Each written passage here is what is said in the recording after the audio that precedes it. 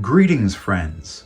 I'm DJ, and in this video I will be making a full Roy Burns Pseudo Jason costume from Friday the 13th, A New Beginning. In A New Beginning, our killer is not Jason Voorhees, but is in fact a copycat killer named Roy. And to distinguish this copycat from the real Jason, his hockey mask has unique detailing to this film, as well as he's wearing a different costume.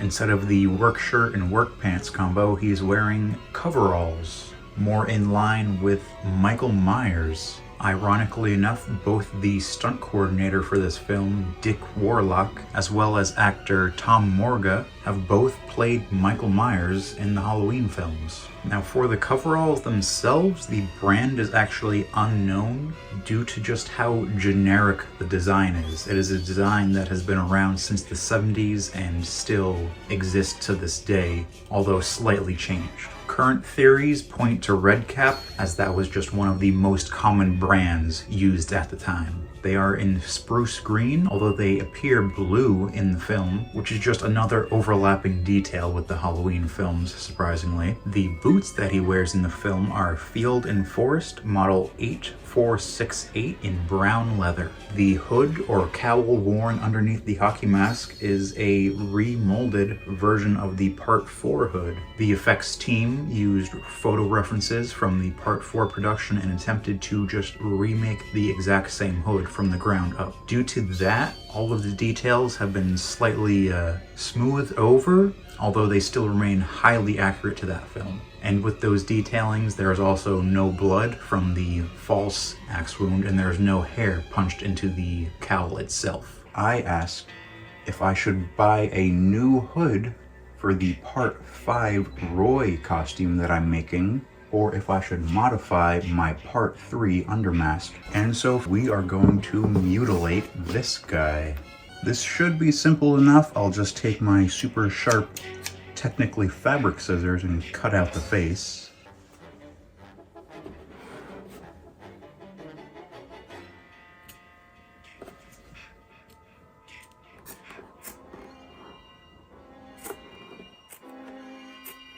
Now that is a good start. I do have a little bit of bits and bobs still hanging around about the mouth. If you're interested in the hockey mask, I actually have a video on my channel going over how I made this exact one. But this does start the trend of using masks from previous films as bases for new masks to be made. It's also the first mask to not use the patina varnish that has tortured me over the last two masks that I made. And fortunately, we do not have to deal with the patina varnish for any other masks, except for one of the secondary masks used in Part 5. Since the boots used in the film are brown leather boots, I have decided to break out my Rockports. These I used for my Part 2 cosplay as well, and they'll be very serviceable for this one. And since the coveralls are believed to be red caps in spruce green, that is exactly what I got for myself. A little fun fact about these ones is that these are used in the flashback sequences in Halloween Kills for Michael Myers' original coveralls. So if you want to do a screen-accurate version of that costume, you can just buy these off of Amazon or any other retailer that sells Red Cap branded clothes. Now onto the weathering. It's very simple, just like all of the other cosplays. I will start by sanding it down with a low grit sandpaper. This will act to rough up any edges and give it a nice used look to it. It's best to focus around the wrists, shoulders, and collar, as any video or pictures taken will most likely focus on those areas.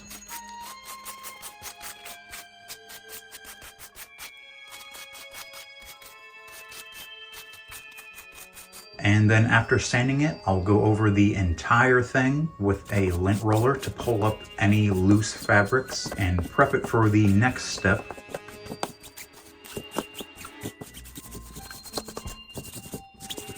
And this next step I actually did mention in my part 4 Jason costume, but what I did was fill up a spray bottle with mostly water as well as acrylic paints, give it a nice shake, and I will just spray down the entire costume to cause it to discolor and fade a bit, adding even more to that worn in look.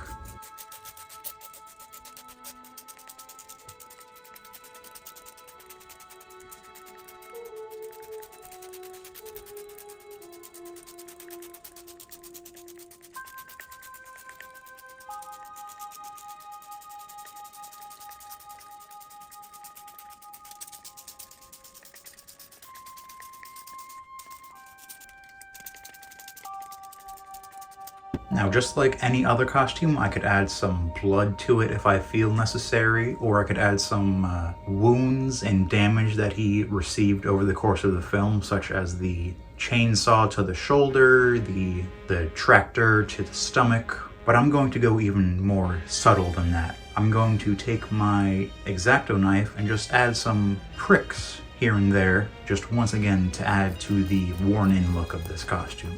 It might seem very minimal, but I would say enjoy it while it lasts, because from here on out the costumes start getting a bit more complicated with weathering and damage.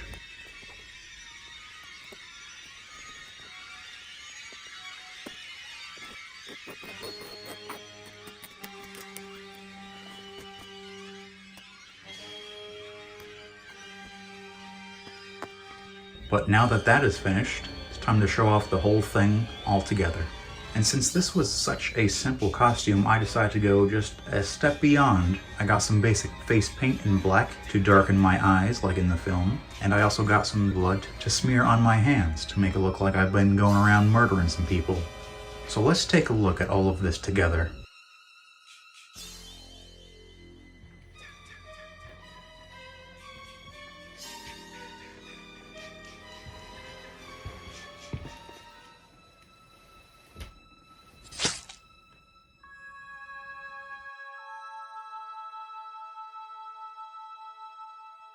With how simple this build was, it was honestly a lot more pleasing to get it done, and it pulls itself together a lot better than I would say my part 2 that I made, and probably my part 3 as well. Very uniform, very fitting, and very pleasing to make.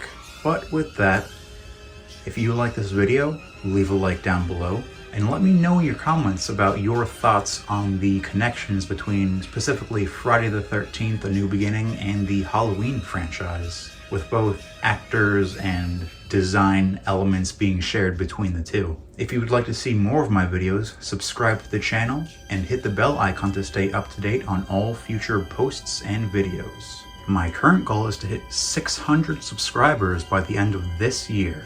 I have been DJ. Farewell, friends.